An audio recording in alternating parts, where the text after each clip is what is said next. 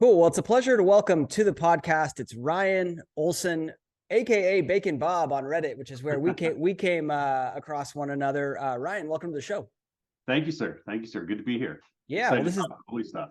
this is gonna be great. This is gonna be great. Every time I see a post by Bacon Bob, I'm like, yeah, I got to get this guy on the podcast.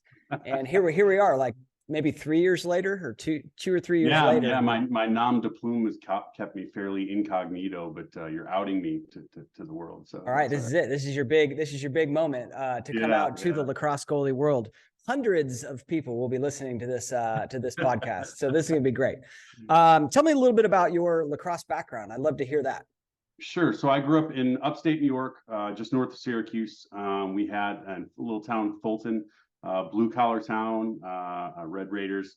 It was pretty. So I think as opposed to what I guess lacrosse is sort of traditionally thought of by the larger community as sort of an elite or a prep school sport or whatever else, or at least that's how it was thought of then. It's very blue collar. And upstate New York is sort of like, I equate it to almost like the Iron Range for hockey, where there's just a bunch of tough kids playing. It was a great time. And so we grew up playing winter box, Springfield, summer box, and played as many tournaments as you could. And it was just, it was a blast. And I was very fortunate. I got recruited a few different places. Finally, Doug Bartlett at the Virginia Military Institute, Dougie Fresh, made me an offer I couldn't refuse, and I went to play there, and it worked out really well. You know, I had a fair amount of success and really enjoyed myself, and got to really work hard on the thing I love doing. So, and that's the goalie position, yeah. Yeah. That's right. I never played anything else. Never wanted to play anything else. You couldn't make me play it if you wanted to. So there you go. What I've heard that term quite a bit before. You know, blue collar lacrosse. It's blue collar lacrosse. What you mentioned one maybe, which is kind of like, you know, but I'd love to hear some of more of the attributes and things that come to mind when you say blue collar lacrosse. Sure. I think it's you know, a lot of those kids in the area I grew up. This wasn't you know, their parents worked manufacturing jobs and were school teachers and were whatever. Everybody had to kind of grind on their own. You know, one of the great stories of lacrosse in that area is John Zilberti. I think we mentioned real quick. We were talking earlier, and John was a All-American at Syracuse and was, you know, one of the absolute characters of the game. And John was not a big man, and he wasn't particularly fast, but he was tough and gritty. And he spent hour after hour after hour on the wall working on his six hands. And his six hands demo was a sort of a camp legend, where he would go after he was done as a player, and he would go coach at camps, and he would show kids on the wall his six hands. And it was obviously left hand, right hand, underhand left, underhand right, behind the back left, behind the back right. And it was just a grinding blue collar lunch pail. And he was going to do this. And the story he told is his dad would tell him, "You're wasting your time. What are you doing with that cross stick? Like, you got to get a job. You got to whatever." And he was like, "I'm going to do this.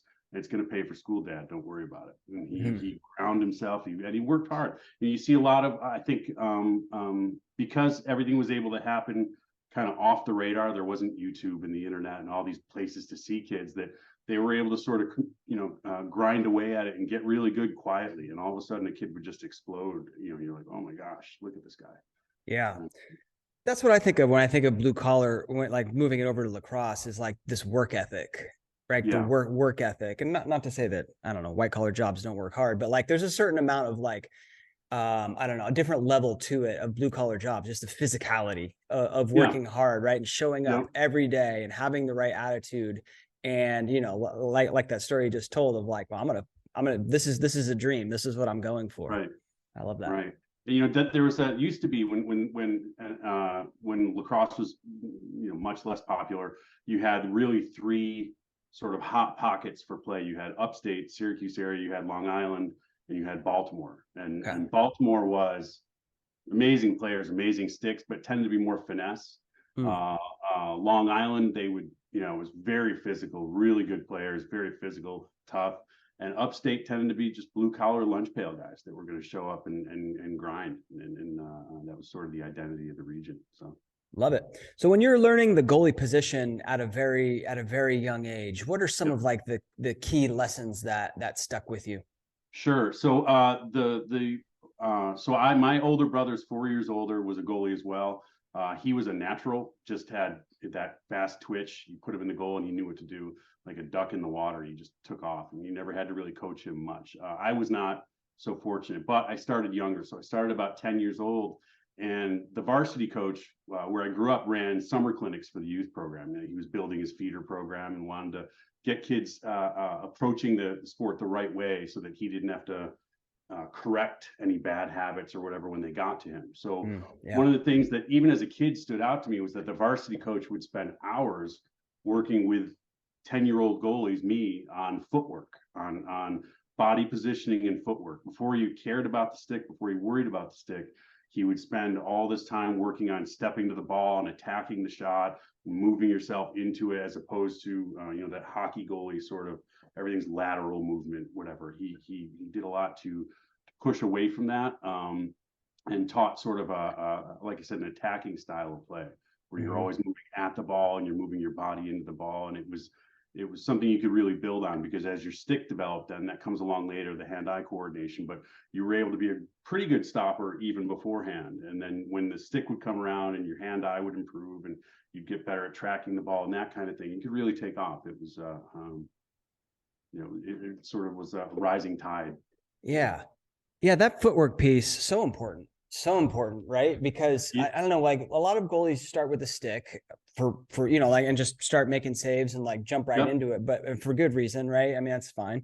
But like, getting that footwork piece down, so important, because there's so many weird things that happen with your body when someone's like winding up to shoot at you, right? Like you slow it down, and these goalies are like, just like shrinking together, and the knees come together, and like, or the hips come forward, and it kind of looks like I heard one coach talk about like you're walking down the stairs. So you got that kind of thing going on. And like they're trying to make a save sitting on a bar stool. Like they can't quite get down there to it because they're leaning back, and all of their body mechanics are all out of whack, and they're having to make these really dramatic looking saves when they could. So I've had a lot of with yourself and a lot of other goalie coaches and whatever. I love talking about it, and thank you for inviting me, by the way, today. And I had a long conversation with an NHL goalie coach about this stuff one time, and he was doing a lot of film breakdown, and we got talking and took it offline and just talking about it. And he had this expression he used. He talked about the boring save. The goal was to make the boring save, where it looks like they just hit you with it or they just shot it at you. But the reality was it was a product of really understanding body positioning and what the shooter was looking at, and clean technique so that your push-offs were always efficient and you were moving into the ball. And that really stuck for me, and I really hung on to that. And it's Rob Gerson. He deserves credit for that. Yeah. Boring save. And so like one of my favorite things to watch on the internet is your 9-minute breakdown of the championship game from last year. The goalie saves. And if you watch, Logan McInerney, almost every save he makes looks boring. It looks like he's just waiting for it. But that's a product of that process he does, where he's working on footwork and he's working on positioning before he ever worries about how good his hand-eye is and everything. He is always in the right place for the shot. So he's not having to make these big dramatic kick saves and throwing himself around. Right. And, which it's interesting because like you look at a goalie like Tillman Johnson, like legend goalie, like he would make a lot of flashy, flary, a lot of saves like that. And you're going to have to at some point. That's but true. You want that to be a last resort. You want to try to make the boring save first. Right. So true. When you watch hockey goalies, butterfly goalies, kind of boring to watch, right? It's very clean technique. It's very disciplined. And then you threw in the early 90s, whenever that was exactly, Dominic Hasek into the mix. And this guy's all over the place, making saves on his back, behind his head, and whatever else. And, it's two completely different styles. And the goal, I guess, is to merge the two, to be able to pull that out, that creative improvisational save when you need it, but to be Logan McInerney in the nice, clean, boring saves 90% of the time. Yeah, I love that. Yeah, I posted a save edit of the Syracuse women's goalie recently, and I was watching her play, and like so many of the saves, it's like, I think someone even in the comments was like, is she like even trying? Like, it just looks so like, boring. it's boring and like not much movement. Where like a lot of times you'll see a goalie, let's take the off stick high, and when they like, explode over there, and there's so much movement, where she just like She just like just moves so it's quick, Clean right? But and it just looks efficient. just so clean and effortless. Yeah, exactly, exactly. And So I love it. that's a lot of what I try to teach the kids, is try to get them in a position where it looks at, and they don't, they're young, or they watch YouTube, or they watch all these different things. They don't really understand. They want to make the highlight reel saves, and you'll make those, but first learn to make the boring saves. Yeah. Awesome. So the footwork was a huge piece. What else? Yep. What else was kind of like, where'd you go from there?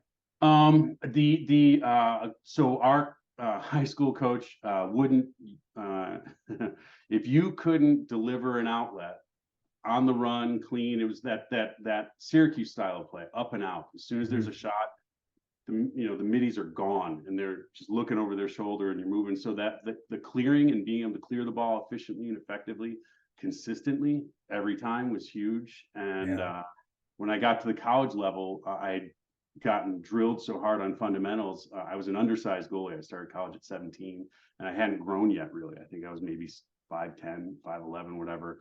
And I grew like 3 more inches in college, and it was awesome. It was great. But because my fundamentals were so good and everything else was very clean, it was a very easy transition to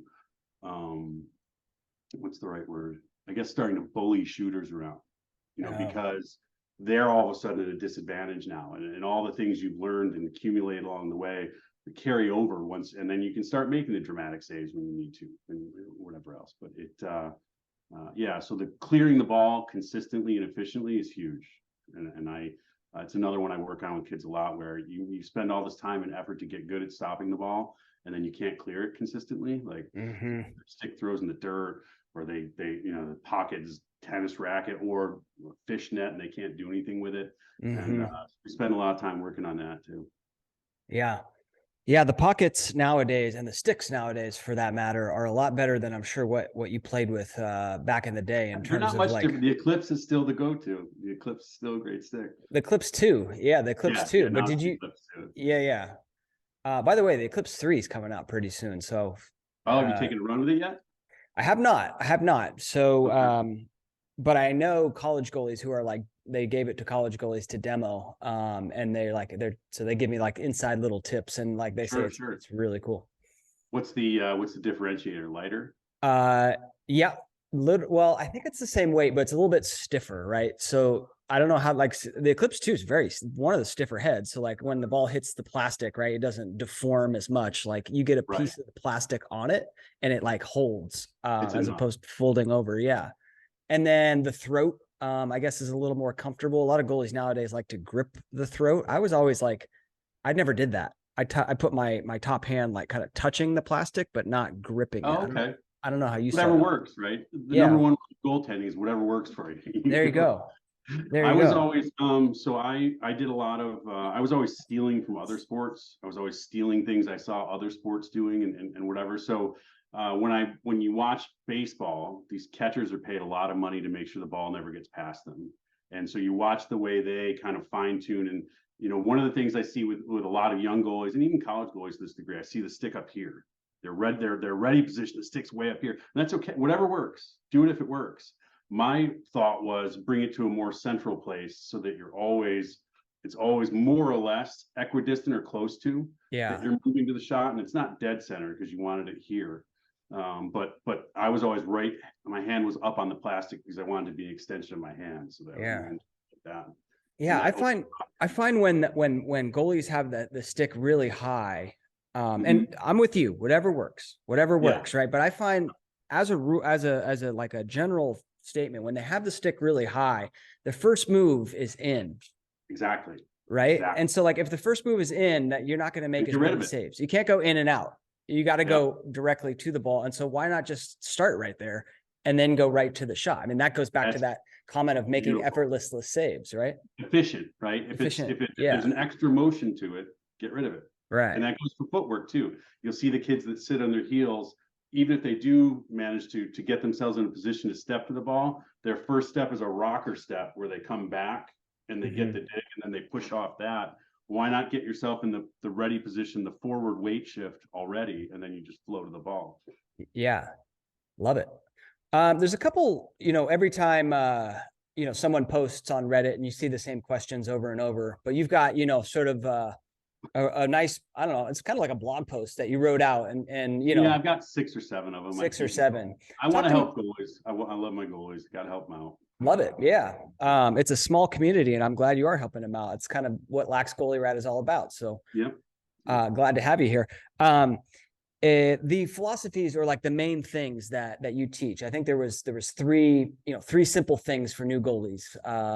Let's talk about those? Yeah, so the 3 simple things is basically it's built off of Quint Kesnick talks about the eye thumb ball triangle, which is a great way of really boiling down what you're trying to teach kids as far as their hand eye. They should be you should always be able to see the ball, your thumb, and it's always tracking together. So the first things, I have to pull up that post actually, my brand new goalie advice stuff. Hang on a sec, sorry. Oh, good. I got the first one. I got the first one while you're reading it up. I'll read it. Yeah. It says, number 1, attack the ball, ... Don't wait for it.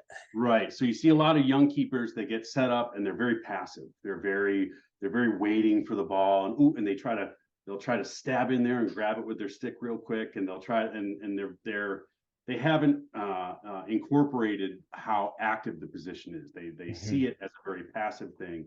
And the reality is, it's very active. You're constantly doing something in there.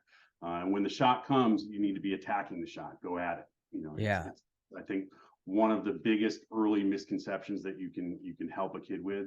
The second is obviously, so you're attacking it. The second is to follow your stick with your body, because you'll see a lot of kids doing that stab and they don't get their body behind the stick. So if they don't get it clean, it's a goal. Whereas they could have easily gotten a step in there and made the save. And then the third is looking the ball all the way in. So so I'm doing a lot of youth coaching right now, and a lot of them do not, they sort of are looking at the shooter when they shoot, and they have a general idea where the ball is, but they're not glued to it. They, when the save comes in, if they make the save, sometimes they don't even know because they're not looking. They sort of take their eye off the ball and, oh, look what I found. Like it's an Easter egg. They found it in their stick. So one of the drills my high school coach did that I still do with kids that are having trouble with tracking the ball is he showed up to practice with about 3 feet of clothesline, and he tied off the bottom of my mask to my top hand wrist with maybe 12 to 16 inches, so that wherever your hand went, your face followed right with it. And it sort of, it linked those together. And it's easy to do once you start doing it, but it takes a little bit of a jump for kids. So that looking the ball all the way in really improves the hand-eye coordination. Yeah. Yeah, when you going back to that first point of attacking the ball, like when you watch, a brand new goalie, even like an older, like sometimes a high school kid or a college kid for a video will like jump in and try goalie, right? And a lot of times, like, what you see, just the natural reaction is like, instead of like attacking the shot, like they like turn their body or like move their body out of the way and like try and get the stick over there. And that that's not how you do it. That's not how you make saves, but it's natural to want to by the ball. But it's we have to program it the other way. We have to teach them, we have to wire up those synapses to embrace that contact with the ball. You have to move to it and attack it, like mentally. So much of this position is mental. And I one of the things I tell parents, I'm trying to explain to kids, and kids don't get it as much, but the parents sort of do, is that there are kids who play goalie because they think, hey, go get water later. There are kids that play goalie because they think they don't want to run around a lot, and which is cool, whatever. We'll deal with those kids another time. But it isn't as physically demanding in some respects, right? Because you're not a midi running up and down the field all day, running. Get out of here, man. You're running miles. The dog decides now he needs a drink. But it's mentally demanding because they have to be not only focused, but you have to be in the right headspace where they're not in that passive protect yourself headspace, which is normal. Like that, I guess normal headspace would be don't get hit by a ball, right? And so you're trying to teach them to move into a different headspace. That mental component is a big jump for kids. And some of them come with it baked in, and you're like, this kid loves getting hit by the ball, and perfect. It's very easy to work with that kid. Yeah. What about the kids that don't have that mindset? It tends to be rare. Like how do you help them get over that fear of the ball? How do you help them develop that, that mental, I guess, toughness that you need to just say, like, here's a 80-mile-an-hour projectile coming at me. I'm not going to move away. I'm going to go attack it. You're going to go get it. I'm going to go get it. Go attack it. Right. They have to want to win more than they want to protect themselves. And I think part of what the initial anchor on that is I do a little bit. If it's a young kid, I'll mighty duck them a little bit. Like we'll set them up in the goal and just a couple of coaches lightly pepper him with the ball and get him used to what his equipment's doing for him and help him understand it's not, it may, that's what's the program with James Caan. One of the players gets injured and he comes over, has to explain to him the difference between hurt and injured. Okay. Like, are you injured? If you're hurt, you can still play. If you're injured, you can't. So teaching the young kids, which is a tough conversation to have, of, hey, yeah, that hurts, but did it injure you or did it just hurt for a minute and you're okay? Yeah. And I think that's a big part of the transition to getting over getting hit by the ball. I apologize to the dog. I don't know what he's doing over there. That's all good. So teaching them that, this thing that hurts you isn't necessarily going to actually injure you is a weird counterintuitive thing as well, where you're like, you're okay. It's like, okay, in basketball. Right. I also think that as a coach and even as like a parent or a fan, going nuts on the saves, like just really, like, even if it just happens to like hit them in the chest pad or hit them in the helmet, just really like creating this, oh man, what a great save. Awesome reinforce job. It. Yeah. Reinforce it. Right. And like, then they start to associate like that bruise with like, oh, cool. Like my team's 100% got my back. I love this. This is great.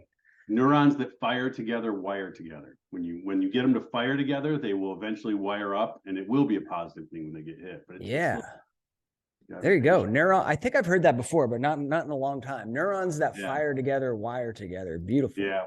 My best friend from college, one of my long poles, is a neurobiologist, so he teaches me things like that. Love it. Okay, and then the second one was follow your stick with your body, and you see that a lot too. Like, I mean, that's like, don't do the Olay type of saves, right? Where as a young kid, the ball's coming and like your body's going one way and your stick kind of then reaches out. That's not the way it is. Ball comes, right? I drive my body, my hands and my body right through the save. I tell them to try to save it with their belly button. So save it with your stick first, and then come in behind and try to save it with your belly button. And what that does is it also teaches them to, it shows them how much easier it is to do that if you're moving to the ball. So that's another benefit to an attacking step versus a flat step. So if you think of the predominant way that goaltending is played since Trevor Tierney broke it all 20 years ago, is that real flat step where everybody's trying to play a flat arc and just kind of, Spider-Man in the goal and cover as much as it can. The difficulty with the flat step has a few things it makes harder. It puts more stress on your hand-eye coordination, because obviously instead of that eye-thumb ball triangle where your hand is here and you're connecting your eyes and your hand to the ball, it's out here that you're trying to make a save, which is, there's a reason baseball catchers don't stand like this behind the plate and catch it, because this is more consistent. You're going to do a better job. That flat step also doesn't naturally pull your body in behind. So when you make it an attacking step on a 45, ideally, it's going to naturally draw your body in behind the stick that you don't get with the flat step. Yeah. It's interesting. There's a lot of goalie coaches nowadays teaching that flat step. And I was like you, like when I learned, like my goalie coach, that's how he taught me. Like, you step at the 45, right? And sort of cut down that angle. Ideally, right? Do whatever you have to, but ideally, yeah. But like ideally you step forward, like not like perfectly lateral. But a lot of goalie coaches nowadays are teaching the lateral step. And I do think there's pros and cons. And maybe it goes back to like, do whatever works, but I don't know. What do you see as the pros of the flat step?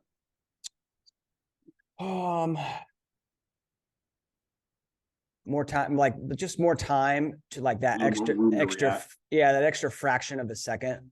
Yeah. I do think that in some ways, like, it keeps your hips a little bit more square.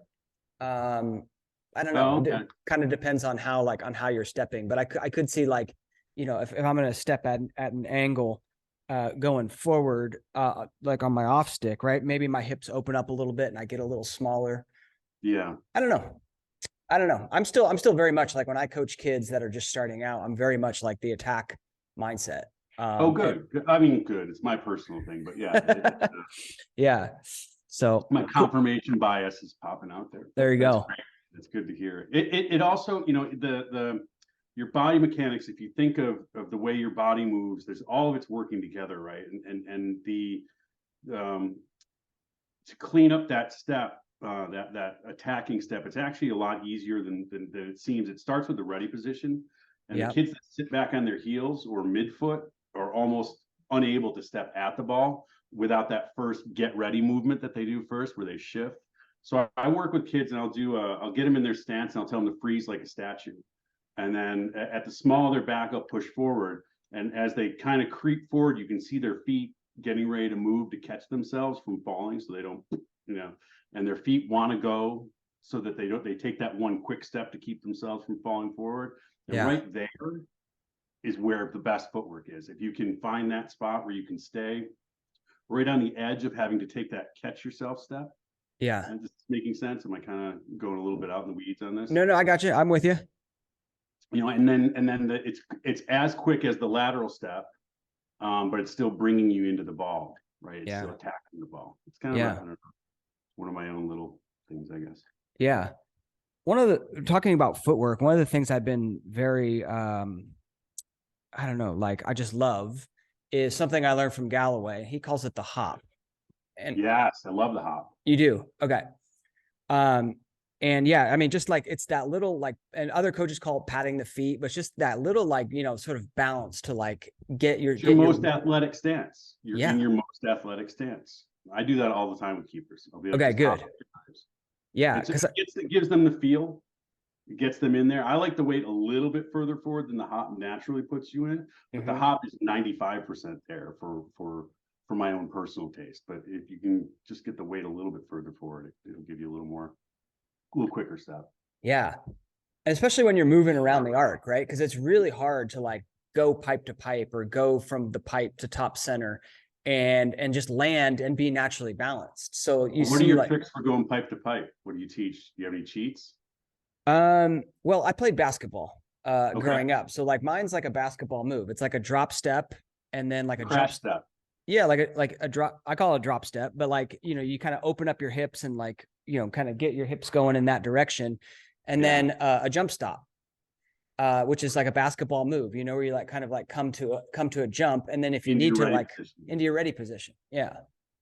I think it was Chuck O'Connell from Washington Lee taught me when I was a player or taught, we were both coaching at a camp and I saw him teach it. So he taught a great coach, by the way, outstanding human being. If you ever want to talk goalie, Chuck O'Connell at Washington Lee is a great guy to talk with.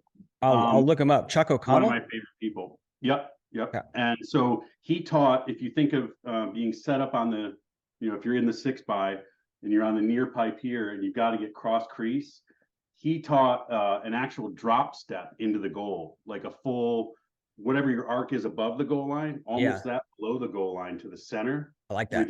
With your inside foot. Yeah. So that you're already now positioned for the far pipe. And then you're swinging that other step right towards the ball. So you're already moving towards the ball again now. Yeah. So you're cutting the distance from 6 feet to 3 and you're already ready. And the rationale is if you're in the goal, because you are in the goal at that point, and they hit you with the ball and it bounces out, is the ref going to call that a goal? You can't. I don't think so. You can't. I don't think they're going to do that. So it's a little bit of a cheat. It's a little bit of a hack. Yeah. I like that. Works well. Yeah. Yeah, that's how I teach movement on the arc. Even like, you know, not even going pipe to pipe, but let's say you go from the pipe to top center, right? Sure. It's a drop, like just, you know, like, so I'm on the pipe. I sort of drop step to kind of open up my hips to like where I want to go. Same idea with the pipe to pipe, right? So I'm kind of coming right in the right direction. And then kind of jump into it and land balanced in your ready position. Galloway's hop. Yeah, it's so good. So good. Because I played, I didn't play lacrosse in high school. I played, I was a wrestler. That was my main sport, but I played tennis as well. Okay. And so like, it's the exact same thing as like when you're returning a serve, they call it a split step. And like, you know, and returning a serve is very much like, in some ways, very much like making a save, right? Because here it comes like this big smash, and you got to like react to your left or to your right. Even more skilled, I would think, because you actually have to land it in, you know, inbounds on the other side. Yeah, you're not just like blocking it with your racket. You actually got to hit it back. But anyway, that footwork, like that footwork is identical to what Ben Galloway taught. And I'm like, it just all clicked for me after I watched that video. So that's amazing, isn't it? How it just takes a little nudge sometimes. You're like, oh, and then you mentally make the connection, and you understand the arc now on that skill and how you want to develop that skill. It's really subtle with goaltending sometimes. Yeah, love it. Cool. What are some other philosophies here? I am reading one that talked about, you know, the majority of your time, your job as a goalie is spent running the defense. Maybe we could talk about that. So that's probably realistically, that's probably the last skill they really get good at. Keepers get good at, because that takes a lot of confidence, a lot of experience, a lot of understanding things that aren't just you. But if you can start getting that into their head young, that you're not just standing here waiting for someone to shoot, you're helping your defense. It's Jerry Maguire. It's help me help you. Like they're working together. You know, two pieces of the same unit that are trying to make things happen. You know, it takes a lot of time on task. You know, it's not 10,000 hours. It's not Malcolm Gladwell, but it's a lot of time before they feel really comfortable and really confident doing that. But, you know, we start with, obviously you do calling out just basic ball position where it is. My favorite one to get them started doing is just get in the habit of asking the defense who's hot, who's going, who's the number one slide, who's going. And if they get in that mindset, if they just learn that one thing of making sure, hey, you're going, I understand you're going, the ball's up there, we're ready for it if he gets beat. And then you can start focusing on who's the two, who's the fill, who's the backslide, whatever you want to call it. You know, who's my two, and that communication, everything will flow out from there. It's pretty easy to do that. It's not challenging to say who's hot, who's the one, and getting them to shift in that mindset, I think takes them out of, some young goalies especially, and even some older goalies, turtle up a little bit in there where they think that's their whole job, is just, I'm just going to stand here and do this. And there's a whole lot, be a player, not a position, right? There's a lot of things happening that you can help out with and get involved in, you know. So it's you know, another great one is when the ball's on the other end of the field, ask them to ask their defense who's got point on break. Who's got one pipe and who's got two pipe, because very often when fast breaks fail, you get beat on fast breaks because guys aren't thinking about where they're going if the ball suddenly comes their way. Right. So you do that little bit of prep when the ball's down there. Hey, who's point on break? Who's point on break? Even if they've said it 15 times already that game, you're keeping them mentally dialed in, and you're keeping yourself mentally dialed in. So it's sort of a checking each other thing. It's a great easy way to get started with that kind of thing. Love it. Yeah. And I mean, if you're a young goalie listening to this, like, yeah, that communication piece, like if you're going to play at the next level, that is critical, right? You live and die by it. Yeah. You know, as good as you are, no matter how good you are, and that's another conversation too, is what's your goal as a player. But if you are a phenomenal goalie, but you have a defense that doesn't work well together in front of you, or you have a whole couple of holes in it, there's not much you can do sometimes. You know, if you've got guys on the doorstep working you know, short passes on the crease, and you can only stop so many of those. So getting your defense to keep the shooters in, I guess, suboptimal places is the goal. We don't want to give them, we can't stop them from shooting, but we don't want to give them the run of the field, you know? Right. What do you, a lot of goalies ask me, like, well, what do I say when they don't listen? Like I'm saying, you know, we talked about like saying who's hot, which is,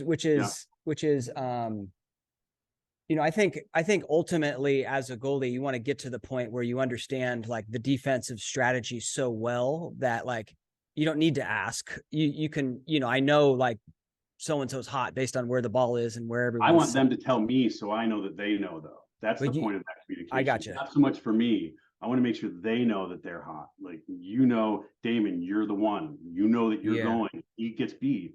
You see that first step, go. Don't hesitate. You know, slide early and slide often. It is interesting. So you know, but you want them to know. It's right. I want they know that I know that they know. Oh, I know who's hot, but who's hot? Yeah, that's cool. Okay, I get it. But anyway, the question I was going to ask is, a lot of times young goalies will say, well, what do I do when my defense doesn't listen? That's a great question. So part of that's youth, right? You have kids. There's a process through youth sports where over time, the kids that love playing and are competitive will gravitate to what works to win. And there are some kids that are out there because their parents said you have to play a sport, you need to do something, you're not going to sit on the couch all day. And so they're out there and maybe they're not as engaged, maybe they're not thinking about winning as much, maybe they're thinking about Fortnite or whatever it is they're doing after the game or whatnot. Those kids are tough to get to. And for younger goalies, like there's always going to be at the youth level one or two guys that are maybe the penny hasn't dropped yet for them and they aren't competitive yet. Maybe they're just out there trying to learn the game and whatever else. As far as getting them to listen to you, though, you earn that. You earn that in practice. You earn it by showing up early, putting work in, letting them see you put the work in. You earn it for high school and college goalies. You earn it by staying late. Anybody after practice that wants to shoot, let's do it. I'll stay in, shoot all you want. Let's do it. And when you earn that respect and they see you putting the time in, they see you grinding and expecting more of yourself, you'll get that back out of them. One of the biggest mistakes I made as a player was sometimes when we were overmatched, I would really get after a guy who was struggling, going against UVA or Carolina or whatever. That's going to happen. Like sometimes you're going to lose the rock, paper, scissors, and that guy's just getting beat up all game. And one of the mistakes I made was really getting after that guy. Whereas the proper response is probably servant leadership, which is, what do you need to make sure that guy doesn't keep beating us? What do you need us to come earlier? Do you need us to swap? You want to cover somebody else? Like, what do you need to do that? And that's all everybody trying to put each other in a position to succeed. And that's ultimately what coaches do. And that's what leaders do on the team. I'm a captain. Well, what are you doing as a captain? How are you helping? What's your job as a captain? Oh, I make sure we get all the balls after practice. That's great. But on the field, the captain's a different thing. It's in the military, they teach servant leadership. That's a thing. That's a whole school of thought. And it's, what do you need to make sure? So for the young guys trying to get the defense to listen, it's a long-term relationship you're building with them. They're not going to do it overnight, and you have to earn it. You earn it by knowing what you're talking about. You earn it by putting the time in to be good and wanting to be good. And as a goalie, it's not that hard because they see you sacrificing. They see your body taking a beating. They know what you're doing back there. And, it just takes time. You have to earn it. Wow. That was a great answer. Well. Yeah, I've gotten that question before. I've asked it to a lot of people. And another thing that someone said, that I think is important is, like, sometimes they might not hear you. So talk to me about like voice tonality and communication tonality. Oh, that's a great one. And how that's important. So you're obviously calling position, and that's, you need to be able to project and be loud and get over the din. Like there's sticks banging and other people talk, there's things happening. You need to cut through the fog, just on a basic level. And you see a lot of young kids that aren't confident yet, and they're kind of, top left, top right, what? And I want to hear you from the sideline. If I can't hear you from the sideline, they're definitely not going to hear you while they're chasing a guy through a pick and trying to keep up with it. And you need to cut through that. But then there's your action calls, right? There's a check call. There's the slide calls and that kind of thing. Or a break call. You make the save. They need to know you made the save, and they need to break out and stop standing there. So, I tell guys to make that call like your hair's on fire, like break, and you need to cut through everything. It needs to be a drop everything you're doing and go call. And that has to be reflected in the tone of your voice. You've got to do that. And again, that's confidence and experience. You need to watch a lot of ball and play a lot of ball and really understand what's happening. Yeah. Love it. Awesome. Well, I know you are a dad yourself, I am a coach, a coach and a dad, I guess we can call it. I want to talk a little bit about, is your kid a goalie? I tried to keep him away from it. He was up in the rotation last year. They were doing at the 10U level. Different kid plays goalie every week because no one wants to do it. And he was kind of struggling to find his niche on the team, and they stuck him in the goal, and he loved it. And he doesn't want to play anything else now. I'm like, here we go again. My brother was a goalie, his sons were goalies. We have a lot of goalies in the family. It's all right. It's a natural draw, Yeah. So it's coaching him is challenging. I let him dictate how much I coach him on, because I'm his dad first. In lacrosse, I love lacrosse. I love the game, but honestly, if he never played again, that's fine. Like I'm more concerned that he and I have our good relationship. But when it comes to the coaching, I'm like, do you want to be coached now, or do you want to just kind of figure this out on your own? And I'm always a little bummed when he doesn't want to be coached, but I get it. You don't want to hear from your dad all the time. You want to go out there and go for it. And but he we work on footwork and body positioning. I don't care what he does with his stick at this point. I teach him, put your thumb on the ball. Wherever the shooter is, put your thumb on the ball and keep your thumb on the ball as it comes to you. Keep that hand there. And he makes a lot of saves. He stops a lot of rubber. He's a big kid. Soaks it up. That's an interesting, going back to that point you just mentioned, though, it's kind of interesting. So like sometimes goalie moms or dads will ask me, well, like, how do I motivate him? How do I put that fire in him to go train? And you're saying like, I don't do that. Like, you can't start a fire with wet wood. They either have it there and you can nurture it. If there's some competitive, my son doesn't like losing, which is good. Yeah. And so I let that kind of keep the ember burning when he's not feeling it. And I try to fan it a little when he is, and we try to drive him, but it is, I think probably the hardest, the most difficult position to be a parent is obviously probably goalies. And I think lacrosse goalie is, having played hockey goalie and didn't play soccer goalie ever, but I think it's probably arguably the most difficult goaltending position. 6x6 is a lot. That ball's moving, there's a lot of things happening. And as parents, you see, and I think I follow your Facebook group and a couple of the other goalie discussion groups, and you'll see a parent with 8 paragraphs of, and then this happened, and then that happened. Like, you need to back off a little. Let them. You can't do this for them. They have to. And it's hard. It's challenging, man. Like, I want to get in there and like show him and grab, and hold the back of his helmet. Like, look right there. That's what you need to be watching. And you kind of have to lay back and let them make mistakes. Let them fail early, and learn that hard lesson. This is why you keep your thumb on the ball. This is why you do all the things we talk about. And it's parenting is a tightrope. But your philosophy is like dad first. Like, if you want to train, like, I'm here. But I'll be his dad for the rest of my life. And he may only play lacrosse a couple more years. He may play for 10 more years. Who knows? But I'm not going to. But I also, sports ultimately are sort of silly, right? Like, it's not real. This isn't life. But it's a laboratory where you can learn things that you take with you, and you go apply it to your personal life or your professional life or whatever else.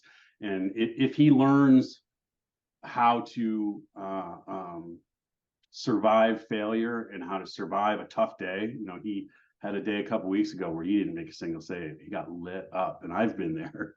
I was sympathetic. I'm like, "Do you want to talk about it?" He said, "Nope." I said, "Okay, cool. We'll see you at practice. Like, we'll work on it at practice, and we'll even bring it up again."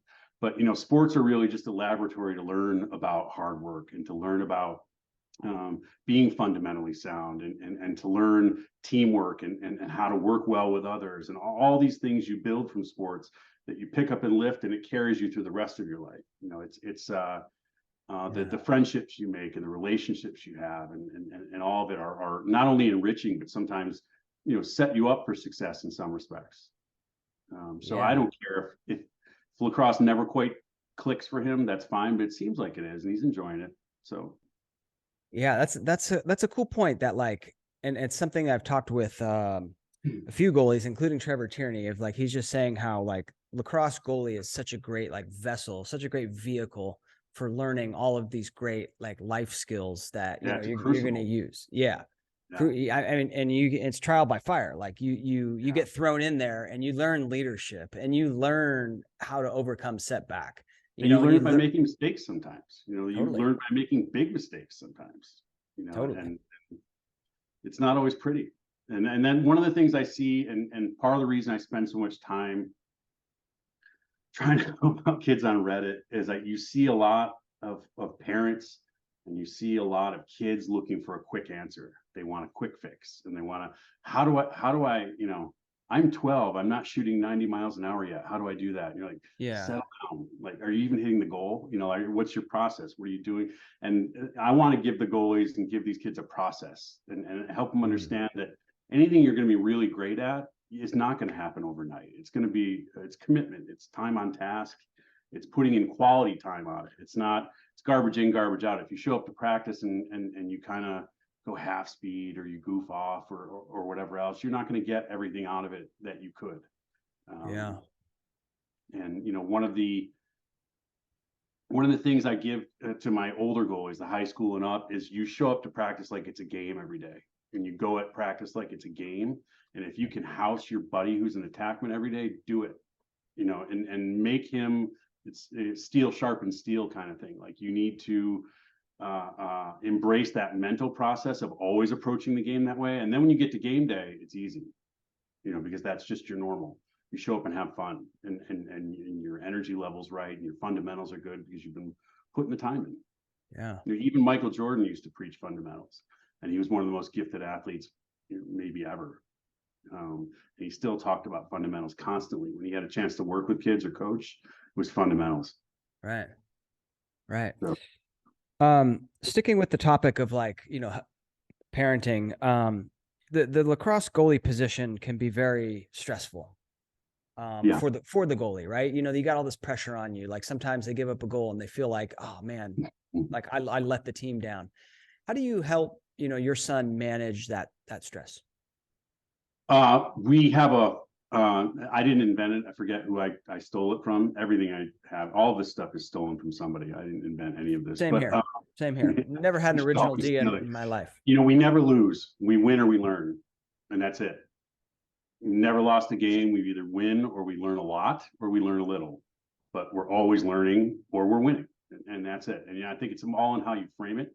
I think when kids take on, I want them to care if they lose. I don't want them to just not care, you know, obviously, but they need to understand it in the context of there's 10 other kids or 9 other kids that failed before you had a chance to miss that save.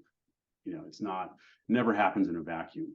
And you just work to make sure it doesn't happen again, and then you forget about it and move on. You know, I used to, as a goalie, if I loathe soft goals, and I would occasionally they would happen more often than I liked, and I would stop and take a minute. What was wrong there? And very often a soft goal is an indicator that you're letting some bad fundamentals or some bad technique creep in. Not all the time. Sometimes you just weren't paying attention, but very often it's an, ooh, what was that? Are my feet starting to get bad? Am I starting to get lazy feet? What's happening there? Why did they get that? They shouldn't have gotten that. And so I'll take the 10 seconds while they're setting up the face off and figure out, you know, run the save again a couple more times and then forget about it and move on. Yeah. Goalies, you got to have a goldfish memory, right? 100%. Yeah. And so, you know, when your son has a bad game and you're in that car ride home, which can be pretty intense. Well, it can be quiet, but it can also be like intense emotionally, right? Because, like, you know, if some kids are just, you know, the emotions are hitting them hard, and kids get the emotions hard. Sports trigger the emotions pretty hard. A bad performance, but you're preaching win or learn, and that's and you don't need to talk about it in that car ride home. Is kind of what I'm hearing as well. Well, if they want to, great. You know, it's sometimes, and you know, we're all flawed human beings, and I'm obviously an imperfect parent. And there's sometimes where I'm like, hey, boy, it feels like you quit on that one. You know, you could have. I feel like you could have. And I overstep, and I regret it every time I do it, and I try to take it back, but it's already out there. And he's usually pretty good about absorbing, because he knows I'm competitive, and he knows that I'll help him through whatever it is. And I think a big part of it is making sure they understand they're not alone on it, but they're driving the ship. Like, it's your ship, go, and I'm here to help. You know, whatever it is you need, tell me what you need. that servant leadership thing again. You can do it with your kids too. It's the same thing. And it's like, when those emotions are firing and they're feeling that way, it's not the time to like give them that technical feedback, right? Because they're not like unless they ask for it. Unless they ask for, okay, all right, yeah. But in my mind, like the cup's full, right? And you can't dump any more knowledge in there just because they're not going to be ready to receive it. It's if we do choose to talk about it when it's still hot, it's hey, what could we have done better? Let's do that next time. And like it's the same conversation ultimately, but you're 100% right. And goalie is hugely emotional, and I don't know how to talk about that with parents sometimes, because they will be right in there trying to talk to the kid, and they're yelling at them from the sideline. I'm like, leave them. We had a tournament last year at the end of the season, the big 10U year-end tournament, whatever it was, and they were competitive. It was feisty. There was kids from northern Minnesota were down playing. There's kids from all over the state were playing in this thing, and but it's still 10U ultimately. But so they were. My son's team took a run in the semifinals, and the other team's goalie was really good. He was keeping his team in the game, and the offense just kind of heated up, and they got 1, 2, 3, 4, and they just pulled away. And this kid was doing everything he could. He was invested. He was running around. He was clearing the ball. He was doing almost everything on the defensive end.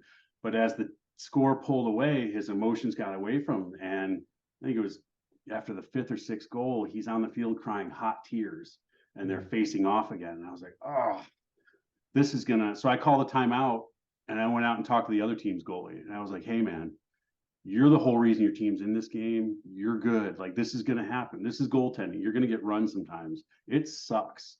It feels like you have a rat in a cage strapped to your chest, and there's nothing you can do.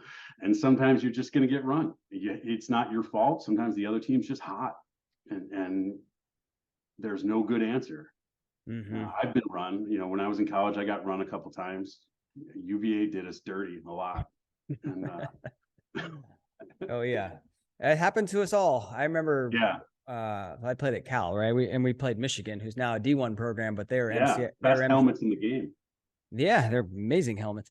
Anyway, they were an MCLA program back when I played, and just like I could not, like, we played in this indoor like white stadium, and I couldn't see the ball, man. It was like I wasn't picking it up, and just everything was like right on top of me in 2 seconds, and just got lit up and ended up getting pulled. And it's just, you just learn from it and move on, right?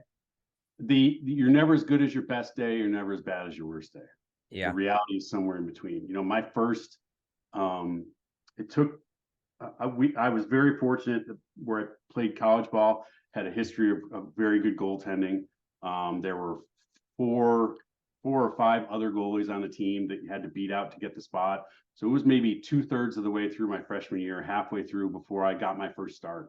And it was competition to get there. And my first start was against Maryland at Maryland. And, I'm barely 18 years old and young and not very experienced at that level. And I got run. I think they took 12 shots in the first quarter and scored 11 goals, and one of them went wide. It was one of those. And I got pulled, and it never happened again. But, not like that, at least. But you learn from it. And that was when I started showing up at practice like it was a game every day. That was what galvanized me on that. And that was how I made sure that didn't happen again. Because it was all me. It wasn't like obviously it's Maryland, so it's a good team, but I wasn't playing well at all. And it's a tough one to swallow. Obviously, it's been 30-something years, and I still remember it pretty clearly. So, yeah, love it. Love it. Love it. Well, Ryan, thank you so much for coming on the show. I mean, I feel like we could go for another couple hours, but I do like to anytime you want, man. Yeah, definitely maybe have to come back for a round two. When I was looking up something real quick while you were chatting earlier, and then what came up is a guest post that you had written for my blog, like 2016, I want to say. So yeah, that sounds right. 7 years ago, all about the mental game. I'll link up to that when this comes out. So cool. Thank you for I'm not much of a writer, but I hope that helps somebody. So it did. And then you had that great Aristotle quote, right? Excellence is an art won by training and habituation. We are what we repeatedly do. Excellence then is not an act, but a habit. Yeah. Love My it. dad gave me that when I was 13 years old. Stuck it on the wall in my bedroom, and it stayed there. Yeah. Love it. It was perfect. Awesome. Well, Ryan, thank you so much for coming on the show. Great to meet you. Great to chat with you. And very good time. Thanks, man. Thanks for hosting. Absolutely. I'll let you know when this comes out. And in the meantime, one last piece of advice for those lacrosse goalies out there. Oh, one last piece of advice. Thank your parents. Thank your parents for making it happen for you. Thank your coaches for making it happen for you. And take care of your defense. Boom. Ryan, thank you so much. Have a great day, man. All right. Take care.